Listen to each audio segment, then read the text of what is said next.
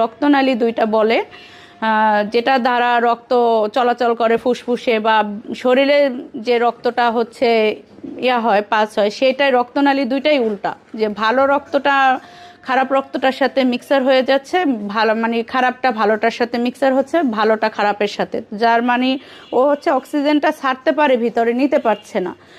মানে উনি বলল, তারপর ওনার একটু কনফিউশন ছিল যে তোমরা হচ্ছে আরও আমার সিনিয়র একজন আসছে পিজির, সেন্ট্রালে বসে, ওনাকে দিয়েও আর একটা ইকো করাও, একটা রিপোর্ট। আমি তো মানে কনফিউজড, আর এই ট্রিটমেন্ট তো আমার কাছে নেই। তো উনি ঠিকানা দিয়ে দেয় সাকোয়াত আলম স্যার কাছে, আমরা আবার যাই, ওখানে যেয়ে আমরা সেন্ট্রাল হসপিটালে যাই আর একটা ইকো করাই।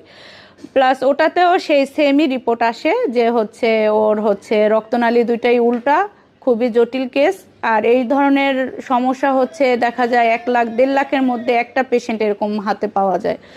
আর এগুলো তো অপারেশন ছাড়া কোনো ট্রিটমেন্ট নেই। এমন কোনো একটা ওর অসুস্থ হয়ে পড়লে যে ওর একটা মেডিসিন দিবে যে ওর সুস্থতা করার জন্য, মানে এরকমের কোনো মেডিসিন তৈরি হয়নি। একমাত্র অপারেশন করে কেটে তারপরে এটাকে ঠিক করতে হবে, কাটা